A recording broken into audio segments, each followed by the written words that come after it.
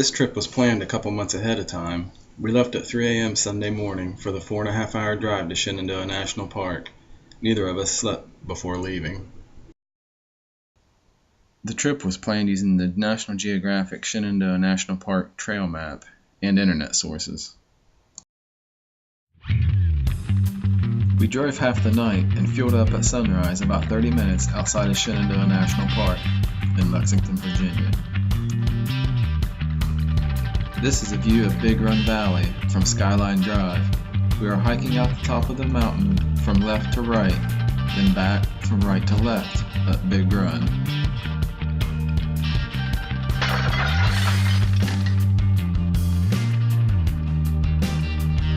This trip here, we had planned out to do a loop. It was about 14 miles. We was going to park at the Browns Gap, take the Appalachian Trail, to Rocky Top Trail, go across the ridge line for the views up on top of the mountain, go around Rocky Top, and then descent down into Big Run, and then back up the Big Run Portal Trail along Big Run, camp 2 nights and fish for brookies, and then hike back up to the top of the mountain, back to the Appalachian Trail and back to the car to finish the loop. Sources said this is one of the most secluded areas in the park. We parked at Browns Gap parking area trailhead and began our hike on the white blazed Appalachian Trail. The Appalachian is that way? Straight. Oh, where are we going? Left.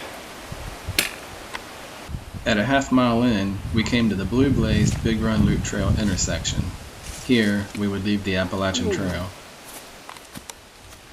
Yeah. Just a few hundred yards in on the Big Run Loop Trail, we came across the first pile of bear scat. We would see a lot of bear sign in this upper section following the ridge top. About 1.25 miles in, we came to the intersection with Big Run Portal Trail. This trail we would make our return hike on following Big Run to complete the loop. For now, we would hike out the ridge top for the views.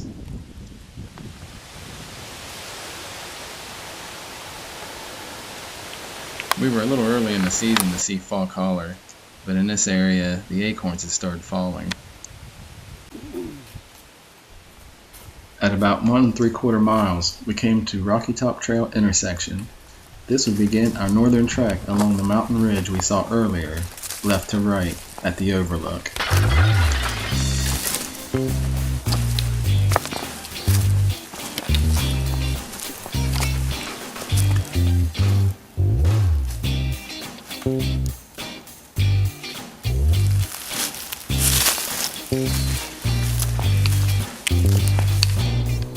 Here we are on Rocky Top Trail. Shenandoah National Park is known for many of these rock outcroppings. We came across many of them along this trail. I read beforehand to watch for rattlesnakes in these areas.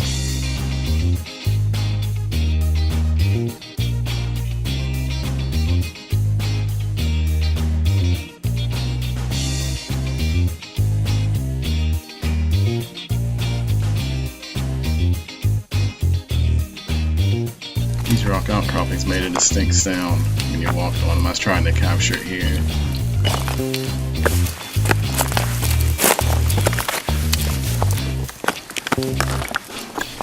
After we'd been hiking for a while, we finally got our first view of the trip looking off to the west, Lewis Peak.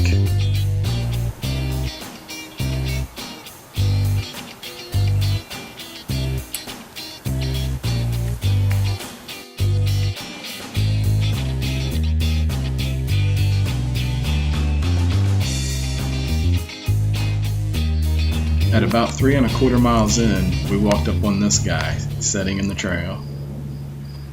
Pretty big dude, huh?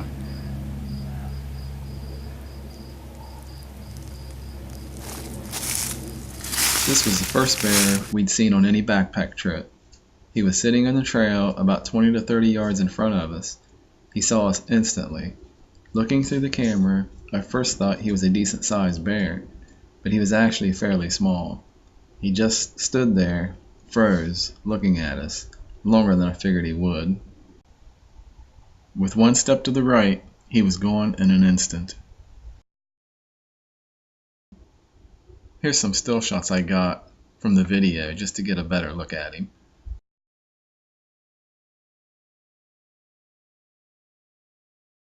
After the adrenaline rush of seeing the bear, we made it to Lewis Peak Trail intersection. We continued on Rocky Top Trail, heading north.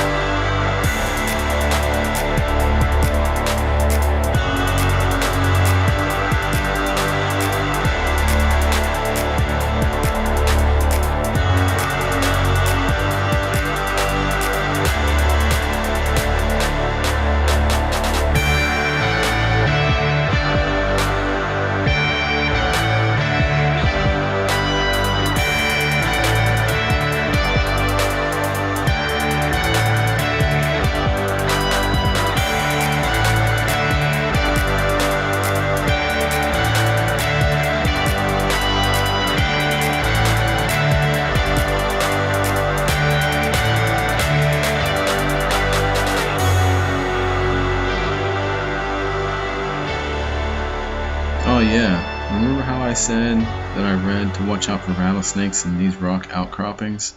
Oh, we got a big one. He was pretty big, but it happened so fast, all I got was this shot of the body and the end of the rattle before he disappeared into the rocks.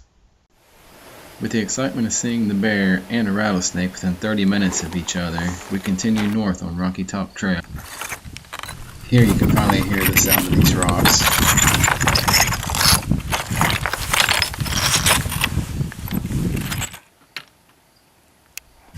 We finally found a little fall collar going around Rocky Top Mountain.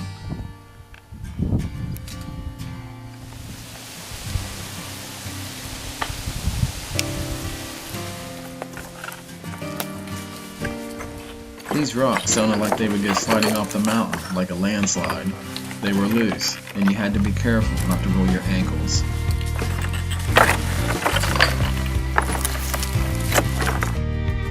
At the south entrance, the park ranger told us this area was one of the more secluded areas in Shenandoah, and asked us to stop by before we left to let him know how it was. This is a view of Shenandoah Valley, looking west, going around Rocky Top Mountain.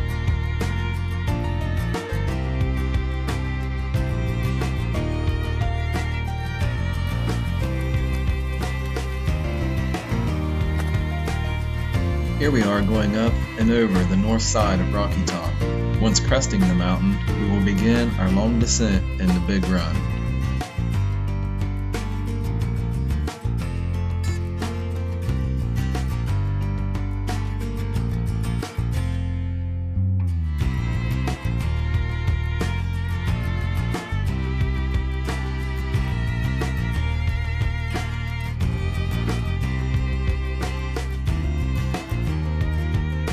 This part of the trail right here was pretty overgrown and didn't look like it got much use.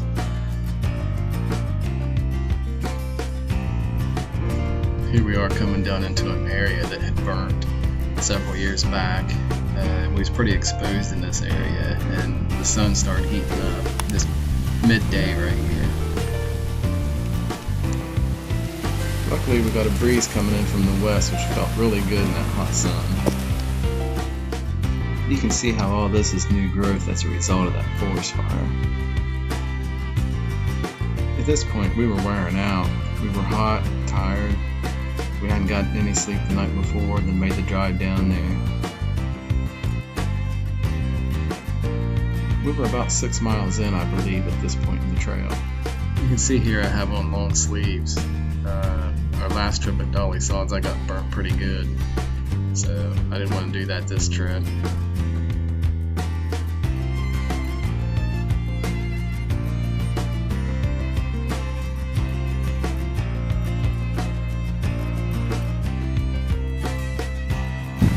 This right here is probably the best view we had on the whole trip, looking down in the Shenandoah Valley.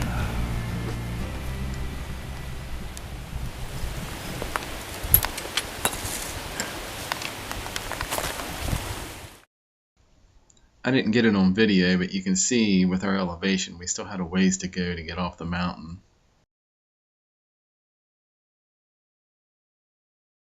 So here we are, we're off of the mountain and we're headed up towards Big Run. And this right here, we're crossing Big Run for the first time. We would cross Big Run about 6 times, and this is the only bridge. To recap the trip, we started on the Appalachian Trail and hit the Rocky Top Trail. We saw the bear right about here, the rattlesnake here, went around Rocky Top Mountain, descended down into Big Run, and then took the Big Run Portal Trail to our camp right about there. From the lack of sleep, the drive down, and being exposed most of the day in the hot sun hiking, we were exhausted. We found us a little spot to camp and set up. Being so tired, I didn't get any video from the evening. I slept pretty good that night. I woke up just before daylight to the sound of rain hitting my tent.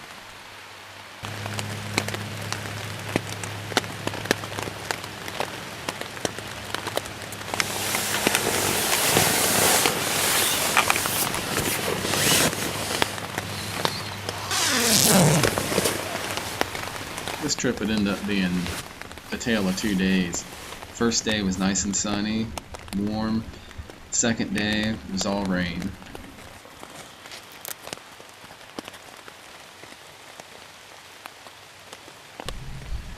Since I didn't get any video the night before, I went ahead and got up and got moving around. Just showing the camp here. You can see it's not a very big spot. Just big enough for my tent and Dusty's hammock. There's no fire pit because there's no fires allowed at Shenandoah National Park. And we were camped right along Big Run. It's off to the left right here. The trail is off to the right.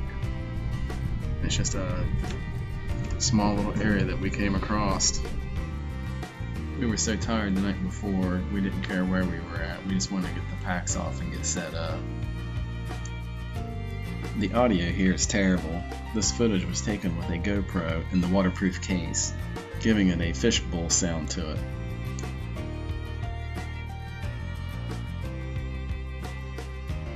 This is down on Big Run. There were several stinging nettles down here that got me a couple times.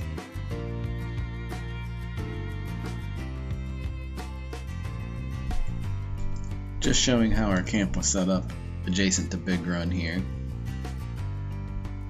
You can see the hammock up there. Have a little rain on the lens making it blurry.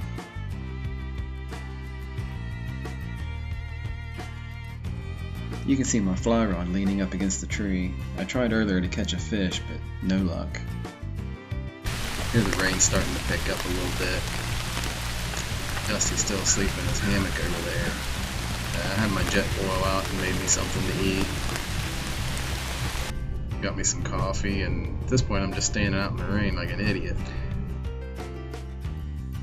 Part of the fun of these backpack trips is the fact that you expose yourself to whatever the weather wants to dish out. You prepare yourself the best you can for whatever weather may come your way, because once you're out there, there's no getting out of it.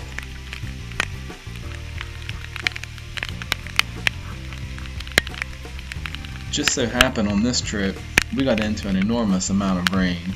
It just would not stop. Good rain gear is essential, especially when it's a cold fall rain that can chill you to the bone.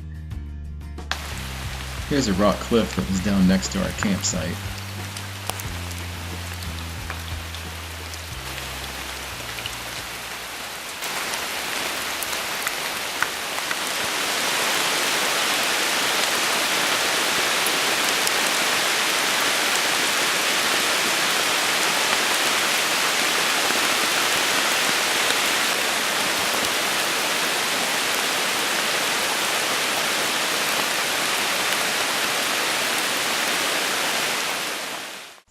Initially we were going to stay two nights and fish one full day. I was able to bring up the weather report on my phone, and it showed rain all the rest of the day and all night long. With this information, we decided to go ahead and fish for the day, go back to our camp that afternoon, and pack our stuff up to hike out that evening. With virtually no flow in Big Run, the idea of fishing for brookies was a bust, but what do you do?